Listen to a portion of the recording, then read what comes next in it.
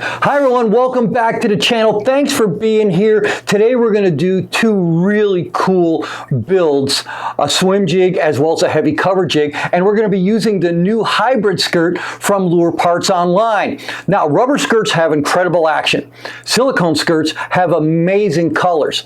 What if you combine those two? Well, I'm going to show you underwater action of how incredible these skirts look. It's going to add a whole new lifelike action to any lure you have where a skirt is needed. That all starts right now.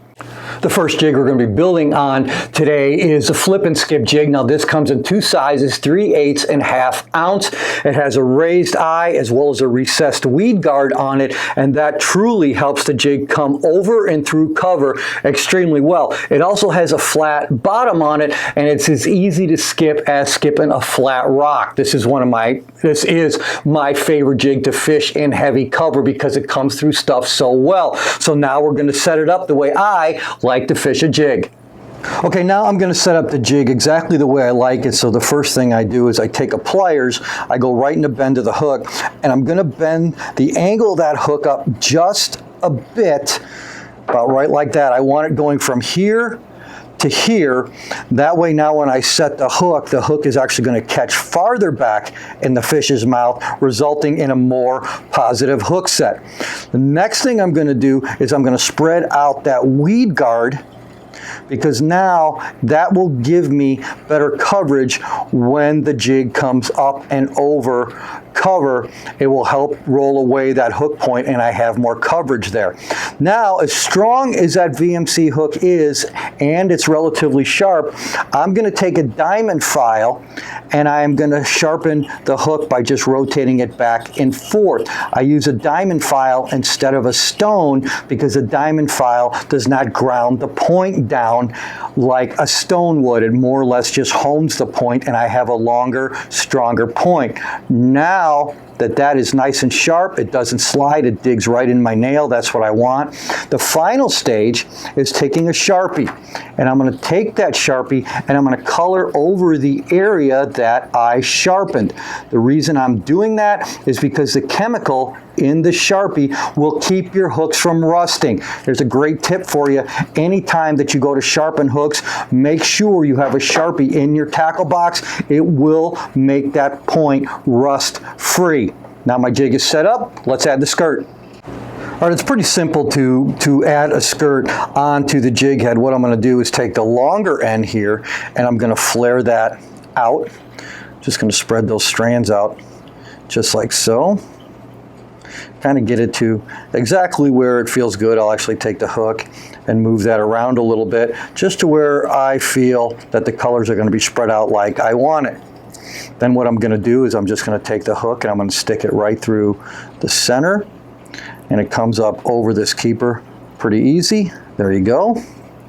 Now what I'm going to do is I like the blue on top. If there's more of one color than the other, I'm going to put the blue on top so it flares the way I want it, and all I'm going to do is just move it around just like so. Then I'm going to fan the skirt out there, see exactly what I have.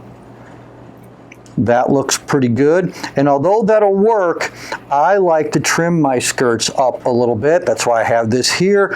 That way now we can trim it down, and how I trim my skirts is by pushing it down, and I will go maybe about 1/8 of an inch, maybe a little more right below the hook, just like so. Now that skirt is really going to come alive underwater. It's always going to be moving because when you cut the strands of any skirt like that, they have a tendency to flare. Now that my jig is set up the way I want it, I am going to add a trailer. And there's plenty of trailers to choose from, but this is no question one of my favorites. This is a Bass Academy swimming craw, and I'm not going to use the whole craw on the back of this jig. What I'm going to do is I'm going to cut off just a bit of it. You'll see rings on here. I'm going to go up to about the second ring and cut that off, and then I'm going to hold the jig over in this position, get the skirt out of the way, and then I am going to put the lighter side down. This color is actually Okeechobee craw, so I'm just going to put it on here and slide it up the the shaft of the jig. Now there's a little keeper right here that holds the plastic really secure on here, but to make it more secure, I am going to turn the plastic towards you. I'm going to push up and then turn back. That will now give me fresh plastic that jig bites into, and just by doing that little trick there, it will help secure that plastic on the jig for even a longer period of time. So that is what the jig looks like when it's completed. Now, as good as this jig looks, it looks even better underwater. Check this out.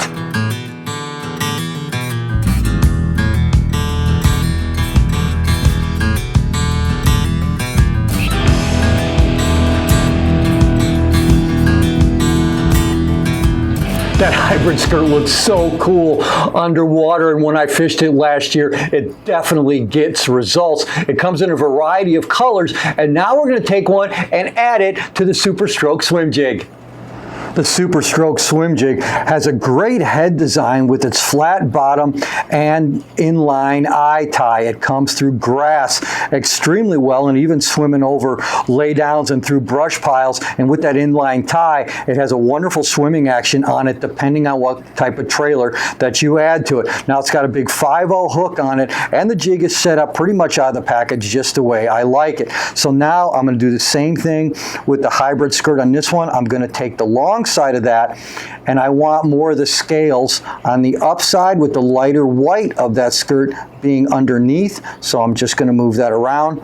Again, I'm just going to put the hook right through the collar, and then I'm going to slide it up over the keeper and then push it up on the head.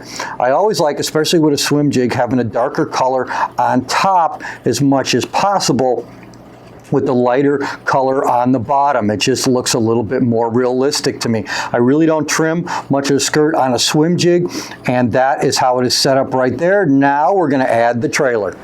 Depending on the time of year, I'm going to use different trailers, but the one I'm going to use in the spring is a Swimbait trailer. This is a Dynamic Pro Swinger from Lure Parts Online, and all I'm going to do here is, again, count up about 2 or 3 rings. I'm going to cut off that front part, and I'm going to do the same thing I did with the jig. I'm going to flip with the heavy cover jig. I'm going to flip it over. There's a little keeper that I'm looking for right there. I'm going to thread this on here.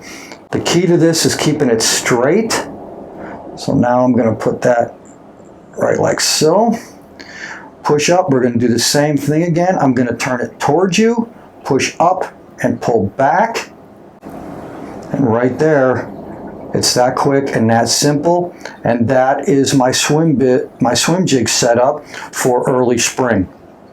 These hybrid skirts give incredible lifelike appeal to any lure that requires a skirt, and I was glad I was able to show you some of that underwater footage to prove it to you. Now, I hope this truly helps you in your lure building journey, and if you want to find out more, you can simply just go to lurepartsonline.com. Use this code YouTube10. That way you can get 10% off on your first order. If you like this video, I hope you subscribe, and please tell your fishing buddies, or maybe not. You may want to keep some of these to yourself. In any regard, thanks for watching. I'm Jim Crowley. God bless you. We'll see you soon.